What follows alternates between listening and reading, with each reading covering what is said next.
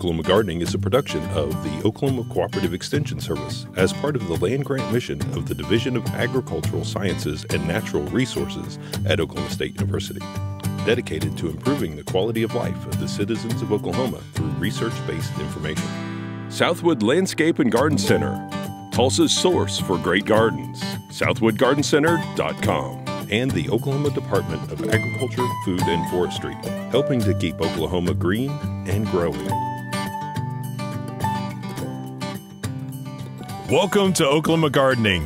On today's show, we're visiting the Oklahoma County Extension Office and a few of their horticultural activities. Horticulture Extension Educator Annie Napier has some great assistive tools for gardeners. Annie also gets a tour of Oklahoma County Master Gardener Freddy Hill's garden, which was built with accessibility in mind. Family and Consumer Sciences Extension Educator Amanda Ford prepares a orange couscous salad, and we visit with Oklahoma County Master Gardener Karen Filley about her beautiful home landscape.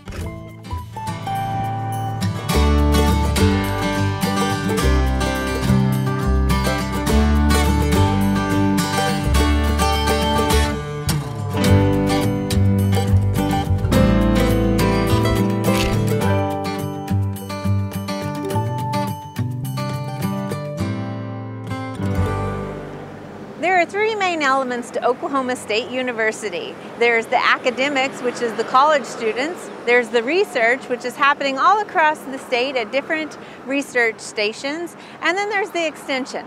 We often say the extension specialists and refer to extension, but some people don't necessarily know what that means. Basically, it means about bringing the university to the producers and the citizens of this great state. In fact, one of the ways that Extension does bring the university to those citizens is through this very program, Oklahoma Gardening, and also through many other aspects. One of those being through the county extension offices. Today we're going to go visit one of our 77 counties and look at how OSU Extension is impacting the community and influencing horticulture.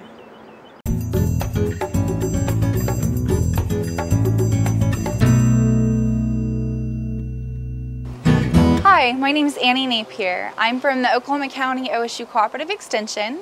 I am the horticulture educator and the master gardener advisor for that county. And one part of horticulture that we provide education on is how to keep you gardening even if you're getting a little sore in the back or a little older in age. Aging, we're all doing it, right? So with that, I want to introduce Freddy Hill. He's an Oklahoma County Master Gardener. He's been a master gardener since 2002, right? 2002, yes. That's awesome. Thank you for serving Oklahoma County for 15 years. I love it. It's a great group, and I love to learn and educate. One of the great things that he does is he'll go to organizations within the county and educate other groups of gardeners.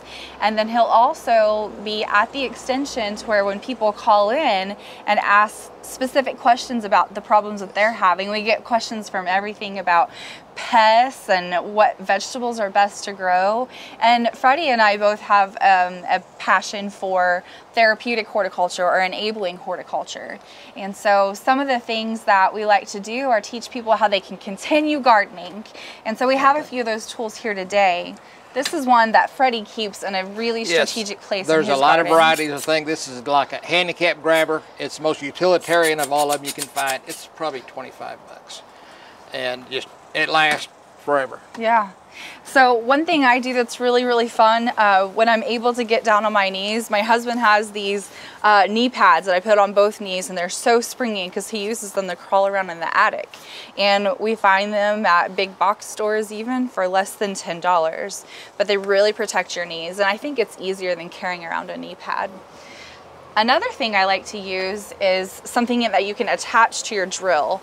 And what it does is it digs the hole for you. So for any of you that are having wrist or hand arthritis, or even just weaker arms as you get older, if you're repairing from an injury, this is something that can really be beneficial, especially in our clay soils. Another thing I like to tell people about is that there are a good variety of tools, whether you're gardening when you're sitting down or standing up. These are telescoping tools, and they're available as well at some of your local hardware stores or on really great at really great garden centers.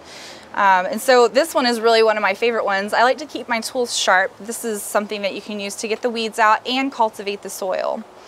So I can use that sitting down or standing up. You can always sit on a 5-gallon bucket while you're gardening, but this is another tool that you can use. And they come in metal and plastic. This is one that I actually found at a local grocery store for less than $5 during the seasonal time. But I like to keep a pair of gloves in a box, and then I can sit on it and garden, or I can actually tip it over and kneel. And then it helps me stand back up with some stability by using the handles. When we're doing container gardening, it's good to use a smaller tool instead of a shovel or even your drill. So you can see here that these are an ergonomic grip. See how Freddy's wrist stays at a straight angle? That's better for him because the less he moves that smaller joint and the more he moves the bigger joint, the less sore he's gonna feel the next day. I know a lot of gardeners can't stop at gardening for 15 minutes, but that is the recommendation, is to try to do only one movement over 15 minutes and then change what you're doing. Another thing that you can do is incorporate a handle. You can find handles in T-grips or shaped like Ds. And what you do is you would put them onto any regular tool that you have. So imagine that's there. And what this does for Freddy is it allows him to use 2 hands instead of 1 while he's gardening. So what he can do is he'll hold it and he'll dig in. Again, using that, that big muscle group instead of the smaller muscle group and reaching less.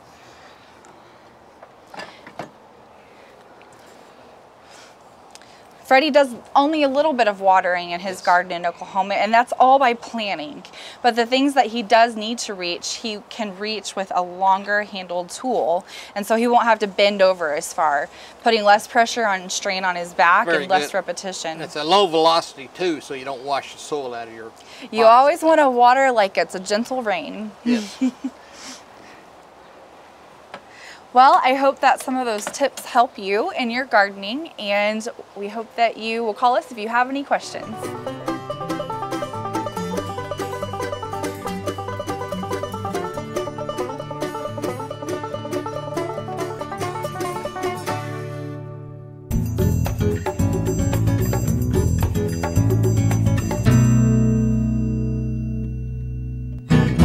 Hey Freddy. Hi. It's a pleasure to be here in your garden with you today. Can you tell me kind of some of the things that have helped you shape the way that it is?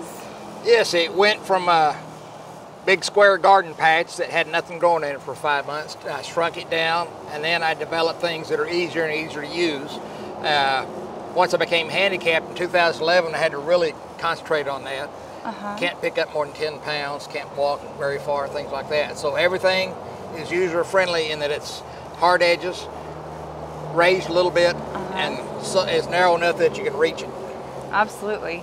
You've really put a lot of planning into everything that you've done, including the weight of the stones that you use to build your water garden out of. Yeah, being unable to lift more than 10 pounds, I bought council wall blocks that were 8 inches so I could move them on my own. I did everything I could on my own except putting a liner in. Another thing I really love about your garden is this keyhole garden. Tell us about how you've designed it and the way that you use it. It's fantastic. A group called Send the Cow developed it for Lesotho, a real high arid plateau in South Africa. They get 3 months with no water, and they can build this and live off of it and sell some stuff for school supplies every year. That's so cool. And they water through a chimney that's full of compost, and they water there, and then they water the other areas as needed, but that leaches the nutrients out into your garden. I divided it up into pie wedges with fence boarding, and so I garden each pie wedge separately. It's beautiful and really, really functional. I've never seen one that has trellising on it. That's one of my new loves. It's fence panels, and they're 50-inch by 8-inch, and you can use them any way you can. I used this last year for my indeterminate tomatoes. I grew them up to here and picked my tomatoes off the top. Oh, yeah. This is Anaheim cucumbers for my daughter-in-law. Gosh, I bet those tomatoes were beautiful. Yes. Another thing I really like that you've done is you've very creatively created this screening on the back of your fence. It's the one thing that bothered me when we moved here. We loved the house and everything, but traffic noise. Yeah. So first thing I did was plant that cane. Started as about 5 pieces, and then it's grown immensely. It keeps encroaching inside, and then when I cut that cane off and use it for other purposes. And then I planted the holly trees and this trifoliate orange tree, things like that to help block the noise. Tell us about your cactuses, your cacti. This used to be a waterfall. I converted it into a place to revitalize my water hyacinths, but surrounding it, I staged cactus plants. This has got several terraces to where you can put probably 50 to 60 plants here, and full sun, and they just love growing there. There's not that many weed problems. Not that many weed problems, and you're barely having to water this garden. That's right, that's right. And so you're in quite a few different things. You are in the Cactus Society and the Water Garden Society, and my favorite, close to my heart, is you're an Oklahoma County Master Gardener. Yes, I am. I've been a Master Gardener since 2002. I love it, great people, and you're always learning. Yeah. Every meeting and every conversation is a learning experience, and now I'm hoping to give some of that back as being a counselor. So another cool thing about being a Master Gardener is you get plants from friends, right? Yes, you do. Are any of the plants over here from friends? Different ones are. A lot of my succulents I got from our club meetings. I think I bought a lot of these from club members, different club members that have got the lavender, and this is going to be a fantastic plant. I think it's silver dollar. The eucalyptus. Is it eucalyptus? Yeah. Oh, okay. It's silver so dollar good for your eucalyptus, allergies. Yeah. And you know, I have. You know, I'm also a Water Garden Society member, Cactus Succulent Society, Oklahoma Horticulture Society, and 2 nights a week I go to Sam Noble and I prepare dinosaur fossils, which is a hobby I can do sitting down. You've even incorporated that interest into your garden, haven't you? Yes, I have. That's so cute. And you've got a lot of beautiful plants for the pollinators, the castor beans, and your fennel, right? Yeah. You have a beautiful grandson too that really enjoys gardening we've here had with you. My son adopted him about 1.5 years, 2 years ago. He's 11 years old. He loves to learn anything he possibly can. You have a little turtle garden in here for him, a propagation garden. You built these lollipops for him. Tootsie Roll Pops here. That's a big hit for the kids. I love it. Just a bowling ball on a steel pipe, but. You've done some amazing things with a really small space, and thank you so much for sharing it with Oklahoma Gardening. I'm glad you came. I enjoy gardening, enjoying talking about gardening. Thank you for coming. Thank you. It means a lot. Good, I'm glad.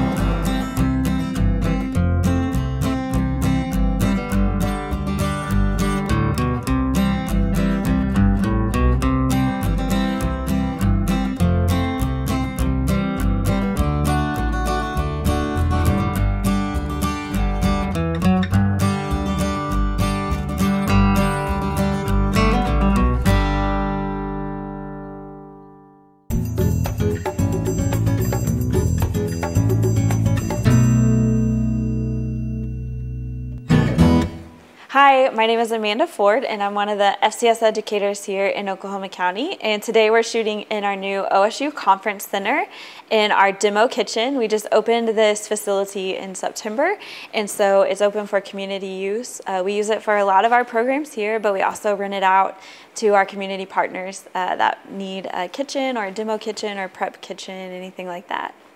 So today in our kitchen, we're going to show you guys how to make an orange couscous salad. This is a really easy, light, refreshing salad. It's great for summer or fall time when you don't want to spend a lot of time in your kitchen or heating your kitchen up. It's also very versatile. You can add a lot to it if you want, depending on what you like and the flavors that you like. So to start out, I have some water boiling over here on our stove, and I'm going to add in 1.5 cups of couscous. If you've never cooked with couscous before, it's just a grain or a pasta. It's made from durum wheat, and it's really easy to cook with. It's similar to rice, and so you just bring your water to a boil and then let your couscous sit. We can I'm gonna turn my heat up just a little bit, cover it, and we'll just let it set for a few minutes, and it'll absorb that water up like rice and get really nice and light and fluffy. Couscous, if you're familiar with it or know about it, it's a staple in the Mediterranean diet or in North African regions where they eat a lot of grains or things like that. And so it's really, it doesn't have a strong flavor. It has a little bit of a nutty flavor, but you can add a lot to it to fit your flavor profile. While it's sitting here, I'm also going to add in a little bit of turmeric and some pepper. I think this is about 3/4 a teaspoon of turmeric and 1/4 a teaspoon of pepper. And I'm just going to stir that in. The turmeric adds flavor, but it also gives your couscous a nice golden color that makes it really pretty.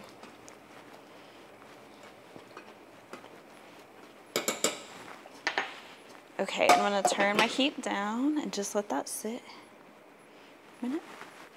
Okay, while our couscous finishes cooking, we're going to start on our dressing for our salad today, or our mix today. And so our dressing is just going to be 1/4 cup of lemon juice.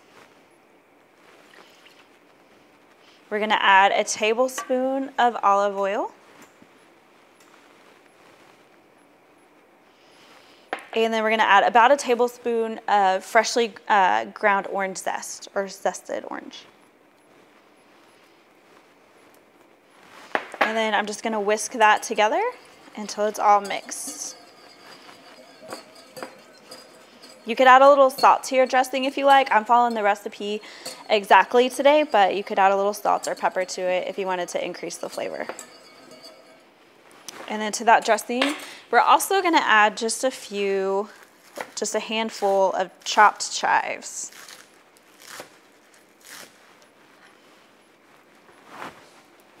Sprinkle those in there. The chives give it a really pretty color and a lot of flavor. Okay, we'll let our dressing set. You could make this the night before, or let it, the longer it sets, the more those flavors are going to absorb each other and meld together. So it'll taste better, a little bit better if you made it the night before and let it set, but it's perfectly okay to make it the day of too. For the base of our salad, I'm making a little bit different today. You can either make just a regular, what we think of salad, where you put your lettuce in here and toss all your ingredients together. Today I'm going to make more of an appetizer version, so we're going to make lettuce cups. So instead of adding my lettuce to the bowl, we have our lettuce over here. We'll make our lettuce cups. But the main base, or the ingredients of our salad, are going to be chickpeas or garbanzo beans, whatever you prefer to call them. We've just drained and rinsed those out. Mine are straight out of the can. Again, I'm making this recipe just like the recipe calls for, but if you wanted to change it up a little, you could roast your chickpeas, toss them in some olive oil and some cumin and cinnamon to give them that Mediterranean flavor, and then put them in your oven for about 30 minutes at 425, and they'll get a nice crunchy texture. And I think that would be really good with it too. So we're going to add our chickpeas, our red onion,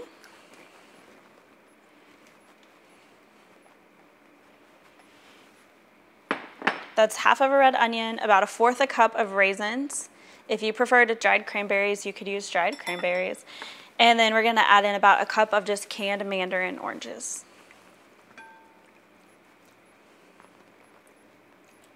We rinsed most of the juice out of those. Okay, we'll toss that. I love the colors in these salads, the greens and the oranges. Every color that you eat represents a different antioxidants and different phytochemicals that are beneficial for our diet.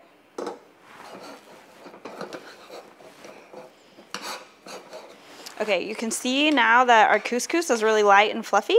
It's kind of like rice. It's actually, like I said, a small pasta, but it looks a lot like rice. And then when you go to your grocery store, if you've never purchased couscous, today we just use plain. There's all different flavors. And there's like colored ones too. The color, I just got plain white, but you can do orange, brown. They would look really pretty in this recipe. So I'm gonna dump my couscous in here.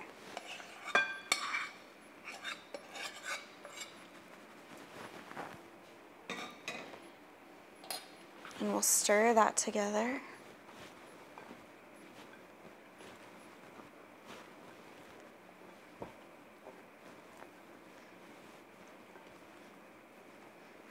And then last, we're just going to pour our dressing that we pre-made over the top.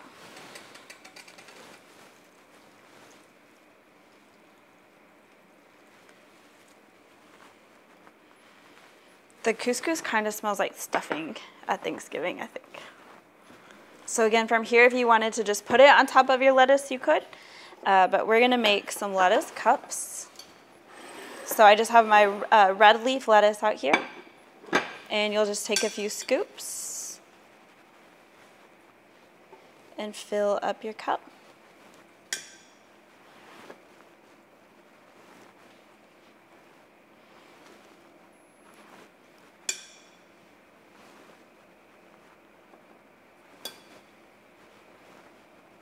And then it makes an easy, maybe if I can wrap it, an easy grab and go appetizer. That would be great for a summer or fall cookout or a family gathering or something like that. Thanks for joining us today. I hope you enjoy this recipe.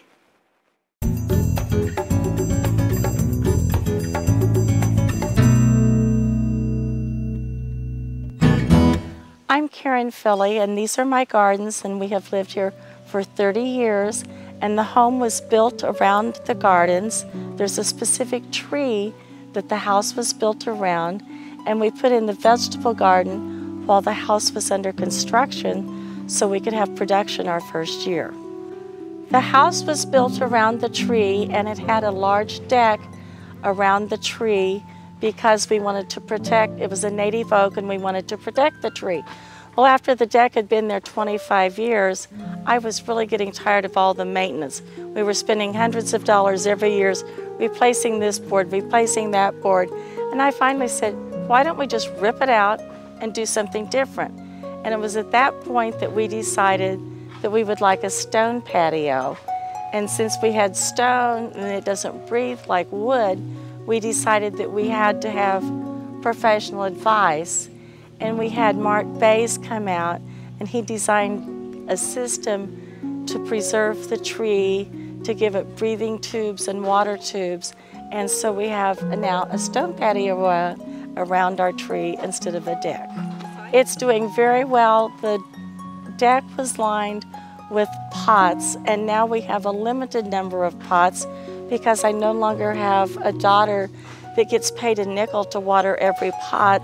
So now I have to do those myself, so we have them on a drip system, automatic watering system.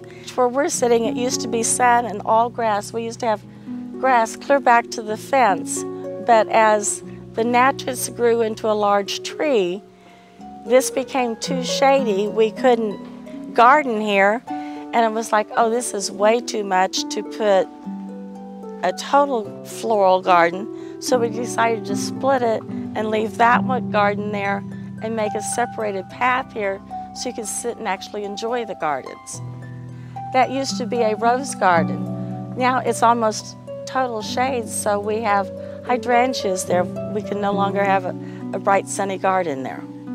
When we travel, we buy souvenirs, and there are influences here. There's an Apsari dancer down in the patio area. There's a good guy stuck in the gardens back here. Those are all from Cambodia and Thailand. We have cowbells and temple bells hanging in the trees. We also have always collected Native American and Southwestern art. It always reminds me of where we've been, what we're doing, the good times that we had selecting them. The gardening, there's a little plaque down at the entryway that says Dad's Garden, because the children always think of it as Dad's Garden because Dad works out here with the floodlights at night because it gets too dark when he works all day, and they always called it Dad's Garden. But both of us have always gardened. I grew up on a farm, so I always had the 4-H exhibits, and now it's evolved into community work that both of us are in the Horticultural Society. He's past president, I'm currently the treasurer. I'm a master gardener, and we just share our gardens with everyone and share the passion and help teach others to garden. It's really not that hard, just get out and do it. There are lots of great horticultural events this time of year. Be sure and consider these activities when you're making your plans for the weeks ahead.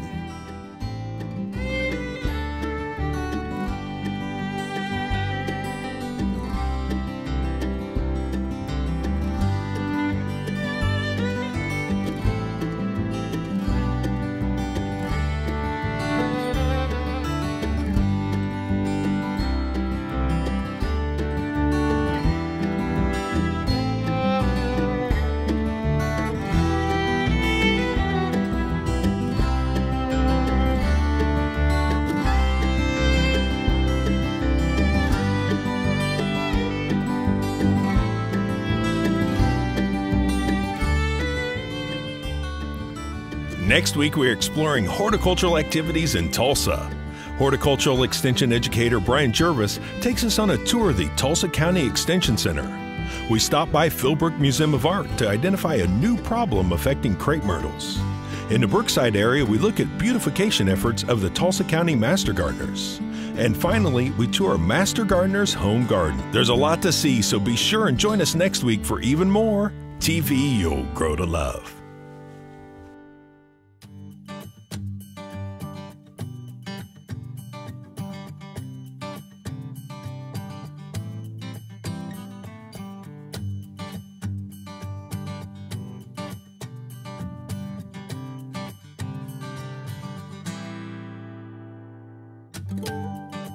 And we always have great information, answers to questions, photos, and gardening discussions on your favorite social media as well. Join in on Facebook, Twitter, and Instagram. You can find this entire show and other recent shows, as well as individual segments on our Oklahoma Gardening YouTube channel. And tune in to our OK Gardening Classics YouTube channel to watch segments from previous hosts. Oklahoma Gardening is produced by the Oklahoma Cooperative Extension Service as part of the Division of Agricultural Sciences and Natural Resources at Oklahoma State University. The Botanic Garden at OSU is home to our studio gardens, and we encourage you to come visit this beautiful Stillwater jewel. We wish to thank our generous underwriters, Southwood Landscape and Garden Center, and the Oklahoma Department of Agriculture, Food, and Forestry. Additional support is provided by Pond Pro Shops, Greenleaf Nursery and the Garden Debut Plants, and the Oklahoma Horticultural Society.